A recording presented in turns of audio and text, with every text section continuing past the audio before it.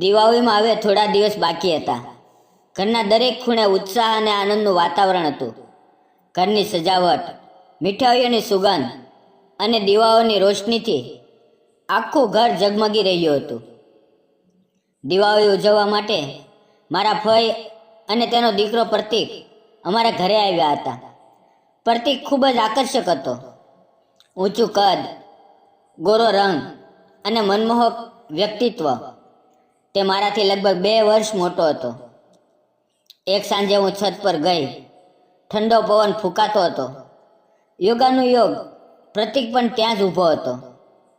ચારે બાજુ હળવું અંધારું હતું. અમે બંને એકબીજાની એટલી નજીક ઊભા હતા કે તેની શ્વાસની અવાજ સ્પષ્ટ સંભળાતી હતી. તેણે ધીમે ધીમે મારો હાથ પોતાના હાથમાં લીધો અને મને હળવાશથી પોતાની તરફ ખેંચી લીધી. મારું દિલ જોરથી ધડકવા લાગ્યું. મારો ચહેરો તેના ચહેરાની એટલી નજીક હતો કે અમારી શ્વાસની અવાજ સ્પષ્ટ સંભળાતી હતી. એ પળ જાણે સમય થંભી ગયો હતો. ચાંદની એ શીતળ રોશનીમાં અમારી વચ્ચે એક અકથ્ય ભાવના જન્મ લઈ રહી હતી. પછી આગળ શું થયું એ જ કહાની હું આજે તમને સંભળાવવા જઈ રહી છું. નમસ્કાર મિત્રો, મારું નામ નિકિતા છે. મારી ઉંમર 27 વર્ષ છે. હું વિધવા છું. મારા પતિને ગુજરી ગઈ હવે 2 વર્ષ થઈ ગયા છે. પણ મારું દુઃખ આજે પણ એટલું જ છે. દિલની ખાલી જગ્યા હજી સુધી ભરાઈ નથી. દિવાળી નજીક આવી રહી હતી. બજારમાંથી મેં ફરાળનો બધો સામાન લઈ લીધો હતો. હું અને મમ્મી મળીને દિવાળી માટે ફરાળ તૈયાર કરી રહ્યા હતા. દિવાળીના 2 દિવસ પહેલાં મારા ફઈ અને તેનો દીકરો પ્રતીક અમારા ઘરે આવવાના હતા. પ્રતીક મારાથી 2 વર્ષ મોટો અને ખૂબ આકર્ષક હતો. મારા લગ્ન બાદ મેં તેને ક્યારેય જોયો નહોતો. હું વિધવા થઈ ગઈ હતી એટલે ફઈ અને પ્રતીક મને મળવા આવી રહ્યા હતા અને આ વખતે દિવાળી અમારી સાથે ઉજવવાના હતા. દિવાળીમાં હવે એક જ દિવસ બાકી હતો. બપોરે હું અને મમ્મી ઘૂઘરા બનાવી રહ્યા હતા ત્યારે દરવાજાની ઘંટી વાગી. મેં દરવાજો ખોલ્યો તો ફઈ અને પ્રતીક સામે ઊભા હતા. તેમના હાથમાં થેલીઓ હતી. મેં બંનેને જોયા પણ મારી નજર થોડી વાર માટે પ્રતીક પર જ અટકી ગઈ. તે પહેલાં કરતાં પણ વધુ આકર્ષક લાગી રહ્યો હતો. તેનો ગોરો રંગ, હળવી દાઢી અને સાદા પણ આકર્ષક કપડાં. મારા દિલમાં એક અજાણી હલચલ થઈ. મેં મુસ્કુરાતા તેમને અંદર બોલાવ્યા. તેઓ સોફા પર બેઠા અને મમ્મીને બૂમ પાડી. મમ્મી પાણીના ગ્લાસ લઈને આવ્યા. થોડી વાર બાદ મમ્મીએ કહ્યું, નિકિતા, ચા બનાવી લે. હું રસોડામાં ગઈ અને ફઈ તથા પ્રતીક માટે ચા બનાવી. ચા આપતી વખતે અમારી નજરો મળી. થોડી પળો માટે અમે બંને એકબીજાને જોતા જ રહી ગયા. એ નજરમાં કોઈ શબ્દ નહોતો પણ એમાં કંઈક હતું. એક ગરમાહટ, એક અપનાપો. મેં ઝડપથી નજર ફેરવી લીધી અને થોડે દૂર જઈને બેઠી. ફઈએ મને પાસે બોલાવી. હું તેમની બાજુમાં બેઠી અને મારી બાજુમાં જ પ્રતીક બેઠો હતો. તે વારંવાર મારી તરફ ચોરી ચૂપીથી જોતો હતો. ફઈએ મારા માથે પ્રેમથી હાથ ફેરવ્યો અને બોલ્યા, દીકરી, જે ગયું તે પાછું નથી આવતું. હવે તું પોતાને સંભાળ. કોઈ કામ ધંધો શરૂ કર કે પછી બીજા લગ્ન કરી લે.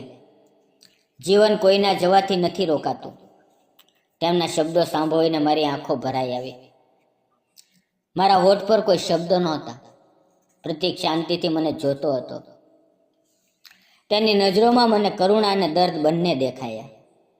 મમ્મી બોલ્યા, નિકિતાના લગ્ન બાદ બધું ઠીક ચાલતું હતું પણ અચાનક તેના પતિને બીમારી થઈ અને મમ્મીનો અવાજ અટકી ગયો. ફઈએ મને ફરીથી દિલાસો આપ્યો. મેં ધીમા અવાજે કહ્યું, હું કોશિશ કરું છું ફઈ, પણ મન નથી માનતું. ફઈએ પ્રેમથી કહ્યું, ધીમે ધીમે બધું ઠીક થશે દીકરા. એટલું કહીને અમે થોડી વાર ચૂપ રહ્યા. પછી હું રસોડામાં ગઈ અને પૌવા બનાવવા લાગી. ફઈ પણ આવ્યા અને ડુંગળી કાપવામાં મારી મદદ કરવા લાગ્યા. પૌવા તૈયાર થયા અને અમે બધાએ સાથે નાસ્તો કર્યો. થોડી વાર વાતચીત ચાલી. ત્યાં જ પપ્પા ખેતરેથી ઘરે પાછા આવ્યા. તેણે ફઈ અને પ્રતીકનું સ્વાગત કર્યું. પપ્પાએ પ્રતીકને પૂછ્યું, શું બેટા હવે લગ્ન વિવાહ કંઈક વિચારે છે? પ્રતીક મુસ્કુરાયો અને બોલ્યો, હા મામા, છોકરીઓ જોઉં છું, કોઈ સારી મળે તો વિચારીશ. તેનો એ મુસ્કરાતો ચહેરો જોઈને મારું દિલ ન જાણે શા માટે જોરથી ધડકવા લાગ્યું. સાંજ થઈ. હું મમ્મી અને ફઈને મળીને રાતનું ભોજન બનાવ્યું. રાત્રે 8 વાગ્યે અમે બધા સાથે બેસીને ભોજન કરી રહ્યા હતા અને આખા દિવસની વાતો એક મીઠી યાદ બની રહી હતી. ભોજન બાદ ફઈએ દિવાળીનો સામાન બહાર કાઢ્યો જે તેઓ સાથે લાવ્યા હતા. ફરાળની વસ્તુઓની સાથે તેમણે મારા માટે એક સુંદર સાડી પણ લાવી હતી. તેમણે કહ્યું, આ સાડી પ્રતીકે પસંદ કરી છે, ખાસ તારા માટે. આ સાંભળતા જ મારું દિલ એક પળ માટે અટકી ગયું. મેં ધીમે ધીમે પ્રતીક તરફ જોયું. તેણે મુસ્કુરાતા મારી તરફ જોયું અને બિન બોલ્યે જાણે બધું કહી દીધું. હું પણ મુસ્કરાઈને ઊભી થઈ. મેં સાડી હાથમાં લીધી, શરીર પર મૂકીને જોઈ. લાલ રંગની સાડી સોનેરી કિનારી સાથે મારા ગોરા રંગ પર એટલી ખીલી રહી હતી કે મમ્મી અને ફઈ બંને એક પળ માટે ચૂપ રહી ગયા. મારો ગોળ ચહેરો, લાંબા કાળા વાળ અને એ લાલ સાડી. અરીસામાં પોતાને જોઈને મારા હોઠ પર એક અજાણી સ્મિત આવી ગઈ. મેં સાડી અલમારીમાં મૂકી દીધી અને થોડી વાર બાદ છત પર ચાલી ગઈ. છત પર જવું એ મારી રોજની ટેવ હતી. શાંત રાતનું આકાશ, ચમકતા તારા અને ઠંડો પવન, આ બધામાં મને મારા પતિની યાદ આવી જતી. પણ આજે એ છત પર હું એકલી નહોતી. મારી પહેલા જ પ્રતીક ત્યાં ઊભો હતો. તે પણ આકાશ તરફ જોતો હતો. હું ધીમે ધીમે તેની પાસે ગઈ, પણ કંઈ બોલી શકી નહીં. થોડી પળો સુધી અમારી વચ્ચે ખામોશી રહી. પછી તે મારી તરફ ફર્યો અને ધીમા અવાજે બોલ્યો, નિકિતા, તું કેવી છે? લગ્ન પહેલા તું કેટલી હસમુખ અને ખુશ મિજાજ હતી. હજી પણ ખૂબ સુંદર લાગે છે, પણ ચહેરા પર એ દુઃખ સ્પષ્ટ દેખાય છે. દિલમાં આટલું બધું દબાવીને ન રાખ. તેના આ શબ્દો મારા દિલમાં ગાઢ ઉતરી ગયા. હું કંઈ બોલી શકી નહીં. તે આગળ બોલ્યો, હું તારો મિત્ર છું. નિકિતા, તને જે પણ લાગે મને કહી દે. મન હળવું કરી લે, જોજે તને સારું લાગશે. તેના અવાજમાં એક સુકૂન હતું જે મને ઘણા દિવસો બાદ અનુભવાયું. એ પળે મને લાગ્યું જાણે ઘણા દિવસો બાદ હું કોઈની સામે મારું દિલ ખોલીને વાત કરી શકું છું. મારી આંખોમાં આંસુ આવી ગયા અને અજાણતા મેં મારું માથું તેની છાતી પર મૂકી દીધું. તે મારા માથા પર ધીમે ધીમે હાથ ફેરવતો હતો, જાણે મારા દુઃખ પર મલમ લગાવતો હોય. હું રડતા રડતા બોલી, 2 વર્ષથી હું ખૂબ એકલી છું. કોઈએ મને સમજી નથી. મારું અને મારા પતિનું જીવન ખૂબ સારું ચાલતું હતું, પણ તેની બીમારીએ બધું બદલી નાખ્યું. પણ તેણે મને એકલી છોડી દીધી અને હું અંદરથી સંપૂર્ણ રીતે તૂટી ગઈ. પ્રતીક શાંતિથી બધું સાંભળતો રહ્યો. તેણે મારો હાથ પોતાના હાથમાં લીધો અને ધીમે ધીમે બોલ્યો, નિકિતા, હવે આ દુઃખમાંથી બહાર નીકળ. હું તારી સાથે છું. તને ક્યારેય એકલું લાગવા નહીં દઉં. તેના આ શબ્દોથી મારું મન હળવું થઈ ગયું. એ રાતની ચાંદની ઉદાસ નહોતી લાગતી. એમાં એક અલગ જ શાંત સુંદરતા હતી. એ સમયે પહેલી વાર મને લાગ્યું કે કોઈ ખરેખર મારી સાથે છે. લગભગ 15-20 મિનિટ બાદ અમે બંને નીચે આવ્યા અને પોતપોતાના રૂમમાં ચાલ્યા ગયા. એ રાત્રે મને ઘણા દિવસો બાદ શાંતિથી ઊંઘ આવી. સવાર થઈ. ચા પીતી વખતે પ્રતીક મારી પાસે આવ્યો અને બોલ્યો, નિકિતા, ઘર પાસે જે ડુંગર દેખાય છે ને, ચાલ આજે સવારે ત્યાં જઈએ, તને સારું લાગશે. મેં હળવું સ્મિત આપ્યું. ઘડિયાળમાં સવારના 6:30 વાગ્યા હતા. સૂર્યોદયમાં થોડીક ક્ષણો બાકી હતી અને મારા મનમાં એક નવા દિવસની શરૂઆત થઈ રહી હતી. અમે બંને સાથે ચાલવા લાગ્યા. રસ્તો એકદમ સુનસાન હતો. દૂર દૂર ક્યાંય થોડાક લોકો દેખાતા હતા. સવારની હવા તાજી હતી, હળવી ઠંડક હતી. પ્રતીકની સાથે ચાલતા મને એકદમ સારું લાગી રહ્યું હતું. તે ઊંચો, આત્મવિશ્વાસથી ભરેલો અને ચહેરા પર હંમેશા સ્મિત લઈને ચાલતો હતો. હું થોડી પાછળ રહી જતી તો તે જાણી જોઈને ઝડપથી ચાલતો અને પછી મૂડીને મારી તરફ જોઈને હસતો. હું પણ તેની તરફ દોડી અને અમે બંને બાળકોની જેમ હસતા હસતા આગળ વધતા. અમે ડુંગરની નીચે પહોંચ્યા. ડુંગર ઊંચો હતો અને હું થાકી ગઈ હતી. મેં રોકાઈને કહ્યું, પ્રતીક, હવે મારાથી નહીં થાય, હું ઉપર નહીં જઈ શકું. તે મુસ્કરાયો અને બોલ્યો, નિકિતા, આટલી જલ્દી હાર માની લીધી? એટલે જ તું હજી સુધી તારા દુઃખમાંથી બહાર નથી નીકળી શકી. જો, ક્યારેક ડુંગર ચડવા માટે સહારાની જરૂર હોય છે, પણ ચડવું તો ખુદને જ પડે છે ને. એટલું કહીને તેણે પોતાનો હાથ આગળ કર્યો. હું થોડી વાર રોકાઈ. પછી તેનો હાથ પકડી લીધો. મારો નાજુક હાથ તેના મોટા અને ગરમ હાથમાં ખોવાઈ ગયો. તેણે મારો હાથ મજબૂતીથી પકડ્યો અને ધીમે ધીમે મને ઉપર ચડાવવા લાગ્યો. તેના સહારાથી મારો આત્મવિશ્વાસ વધતો ગયો. દરેક પગથિયે મને લાગી રહ્યું હતું કે જાણે મારું મન પણ હળવું થઈ રહ્યું છે. મને અહેસાસ થયો કે જેમ અમે આ ડુંગર પાર કરી રહ્યા છીએ, એવી જ રીતે જીવનનું દુઃખ પણ પાર કરી શકાય છે. બસ એક સાચા સહારાની જરૂર હોય છે. આખરે અમે ડુંગરની ટોચ ઉપર પહોંચ્યા. એ સમયે સૂરજ બસ ઉગી રહ્યો હતો. તેનો સોનેરી પ્રકાશ આખા આકાશમાં ફેલાઈ રહ્યો હતો અને એ જ રોશનીમાં પ્રતીકનો ચહેરો ચમકી રહ્યો હતો. ત્યાં જ પ્રતીકની નજર મારા પર અટકી. થોડી પળો સુધી અમે બંને એકબીજાને જોતા જ રહ્યા, જાણે સમય થંભી ગયો હોય. પછી અમે બંને મુસ્કુરાયા અને ડુંગર પર ટહેલવા લાગ્યા. તેની સાથે ચાલતા મારા મનમાં એક નવી આશા જાગી. થોડી વાર બાદ અમે નીચે ઉતર્યા. મારા ચહેરા પર ઘણા દિવસો બાદ સંતોષ અને શાંતિનું સ્મિત હતું. ઘરે પહોંચ્યા તો મમ્મી પપ્પાએ આશ્ચર્યથી કહ્યું, અરે પ્રતીક, તારા આવ્યા બાદ નિકિતા પહેલી વાર ઘરથી આટલે દૂર ગઈ છે. આ તો ખૂબ મોટી વાત છે. મમ્મીએ મને પ્રેમથી જોયું.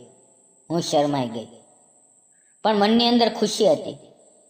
બીજે દિવસે દિવાળી હતી. સવારથી જ ઘરમાં હલચલ, ખુશી અને ફટાકડાનો અવાજ ગુંજી રહ્યો હતો. પ્રતીક સ્ટૂલ પર ચડ્યો અને હું તેને બલ્બ આપવા ગઈ. મેં બલ્બ તેના હાથમાં આપ્યું અને જેવો તેણે લગાવ્યો, દીવો પ્રગટી ગયો. એ રોશનીમાં તેનો ચહેરો ચમકી ગયો.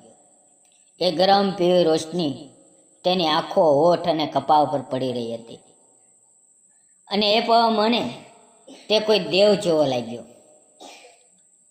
મારું દિલ જોરથી ધડકવા લાગ્યું અને મને અહેસાસ થયો કે પ્રતીક મારા મનમાં ઉતરી ગયો છે. તે નીચે ઉતર્યો અને અમે બંને સાથે મળીને ફટાકડા ફોડવાનું શરૂ કર્યું. મારા ચહેરા પર ખુશી હતી, આંખોમાં ચમક હતી. દુઃખનો સાયો ક્યાંય દૂર ચાલ્યો ગયો હતો. મમ્મી, પપ્પા અને ફઈ મને જોતા હતા અને તેના ચહેરા પર પણ સ્મિત હતું. તેમને અહેસાસ થઈ ગયો હતો કે હું ફરીથી જીવવા લાગી છું. પ્રતીકના આવવાથી અમારા ઘરમાં ફરીથી ખુશીઓ પાછી આવી હતી. તેણે મારા જીવનને નવા રંગોથી ભરી દીધું હતું. લાડવા, કરંજી, ચકલી બધું ખાતા દિવાળીના એ થોડા દિવસો કેવી રીતે પસાર થઈ ગયા ખબર જ ન પડી. પ્રતીકના આવવાથી મારું જીવન જ બદલાઈ ગયું. જ્યારે તે બોલતો ત્યારે મનને સુકૂન મળતું અને જ્યારે તે મુસ્કુરાતો ત્યારે દિવસ રોશન થઈ જતો. અજાણતા મારું મન તેની તરફ ખેંચાવા લાગ્યું. હું પ્રતીકને પ્રેમ કરવા લાગી હતી, પણ મારા દિલની ગાઢમાં એક અવાજ વારંવાર કહેતો હતો, નિકિતા, નિકિતા, તું વિધવા છે. પ્રતીક હજી અપરિણિત છે. તેને તારા કરતાં ક્યાંય વધુ સુંદર અને નવું જીવન ધરાવતી છોકરી મળી જશે. એટલે હું પોતાને રોકવાનો પ્રયાસ કરતી હતી. પણ શું પ્રેમને રોકી શકાય? 4 દિવસ બાદ દિવાળી પૂરી થઈ ગઈ. એ દિવસે ભાઈબીજનો તહેવાર હતો. ફઈએ પપ્પાને તિલક કર્યું અને પપ્પાએ તેમને સાડી ભેટ આપી. એ દિવસે મેં એ જ સાડી પહેરી હતી જે પ્રતીક મારા માટે લાવ્યો હતો. લાલ રંગની સાડી મારા પર ખૂબ સુંદર લાગી રહી હતી. પ્રતીકે મને જોઈને કહ્યું, નિકિતા, નિકિતા, તું આ સાડીમાં અપસરા જેવી લાગે છે. હું એટલી શરમાઈ ગઈ કે ચહેરો લાલ થઈ ગયો, કારણ કે એટલા પ્રેમથી, એટલા દિલથી મારા કોઈએ ક્યારેય વખાણ કર્યા નહોતા. શાંત હોઈ ગઈ. રાત્રે જ્યારે બધા ભોજન કરીને પોતપોતાના રૂમમાં જવા લાગ્યા ત્યારે પ્રતીક મારી પાસે આવ્યો અને બોલ્યો, નિકિતા, મારે તને કંઈક કહેવું છે, છત પર આવ. હું થોડી અચકાઈ, પણ તેની પાછળ ચાલી ગઈ. આકાશમાં તારા ઝગમગી રહ્યા હતા. મેં પૂછ્યું, બોલને પ્રતીક, શું થયું? તે કંઈ ન બોલ્યો. બસ ધીમે ધીમે મારો હાથ પોતાના હાથમાં લીધો. મારું દિલ ઝડપથી ધડકવા લાગ્યું. પછી તેણે મને પોતાની તરફ ખેંચી લીધી. અમારી નજરોએ એકબીજાને થામી લીધું. સમય જાણે થંભી ગયો. હું સ્તબ્ધ થઈ ગઈ. પણ એ પવે મારા દિલમાં પણ ભાવનાઓ ઉમટી પડી. મેં પોતાને દૂર કરવાનો પ્રયાસ કર્યો, પણ તેણે મારો હાથ સુસ્તપણે પકડી રાખ્યો અને બોલ્યો, નિકિતા, શું હું તને ગમતો નથી? મેં ધીમા અવાજે કહ્યું, એવું નથી, પણ હું વિધવા છું અને તું હજી યુવાન છે, અપરિણિત છે. તેણે મારી વાત વચ્ચે જ રોકી દીધી. પ્રતીકે મારો હાથ પકડીને કહ્યું, નિકિતા, નિકિતા, મને તારી સાથે સાચો પ્રેમ છે. શું તું મારી સાથે લગ્ન કરીશ? મારી આંખોમાં આંસુ આવી ગયા. અંધારામાં પણ તેણે મારા આંસુ જોયા અને પોતાની આંગળીઓથી ધીમે ધીમે લૂછી દીધા. હું કાંઈ ન બોલી, બસ તેને સુસ્તપણે ભેટી લીધો. મારું એ આલિંગન જ મારો જવાબ હતો. બીજે દિવસે પ્રતીક અને તેની માતા એટલે કે ફઈએ પાછું જવાનું હતું. પ્રતીકે પોતાની માતા સાથે વાત કરી અને ફઈએ મારા પપ્પા સાથે ચર્ચા કરી. મમ્મી પપ્પા પણ ખુશીથી ઝૂમી ઉઠ્યા. તેમણે અમને આશીર્વાદ આપ્યા. ઘરમાં ફરીથી સ્મિત, પ્રેમ અને આશાની રોશની ફેલાઈ ગઈ. થોડા જ દિવસોમાં લગ્નની તારીખ નક્કી થઈ અને અમારા લગ્ન ધૂમધામથી થયા. હવે હું અને પ્રતીક અમારા નાનકડા સંસારમાં ખૂબ ખુશ છીએ. હું ફઈની ખૂબ સેવા કરું છું અને પ્રતીક મને બેહદ પ્રેમ કરે છે અને આજે હું માતા બનવા જઈ રહી છું. મિત્રો, તમને શું લાગે છે? મેં અને પ્રતીકે લગ્ન કરીને યોગ્ય કર્યું કે ખોટું? કોમેન્ટમાં તમારો મત જરૂર લખજો. જીવનમાં દુઃખ આવે છે, હાદસા થાય છે, પણ જીવન ક્યારેય રોકાતું નથી. ક્યારેક ભગવાન કોઈને આપણા જીવનમાં મોકલે છે, જે આપણા અંધારામાં રોશની લઈને આવે છે. જો દિલથી કોઈની સાથે પ્રેમ કરો તો સમાજ શું કહેશે એની ચિંતા ન કરો. સાચો પ્રેમ ફક્ત મેળવવા માટે નથી હોતો, એને નિભાવવા માટે હોય છે. જો તમને અમારી આ વાર્તા, આ પ્રેમ કહાની ગમી હોય તો લાઈક કરો, શેર કરો અને ચેનલને સબસ્ક્રાઈબ કરવાનું ન ભૂલો. મિત્રો, ફરી મળશું આવતીકાલે એક નવી વાર્તાની અંદર. ત્યાં સુધી આવજો. મિત્રો, વિડીયોમાં આવેલા નામ, પાત્ર અને ઘટના ફક્ત કાલ્પનિક હતા. તેનો કોઈ પણ જાતિ, ધર્મ, વ્યક્તિ કે સમાજ સાથે સંબંધ નથી. આ વાર્તા મનોરંજન અને શૈક્ષણિક હેતુથી બનાવવામાં આવી હતી. તેને અન્યથા ન જોશો. ફરી મળીએ આવતીકાલે મિત્રો. ત્યાં સુધી તમે તમારું ધ્યાન રાખો. ધન્યવાદ મિત્રો.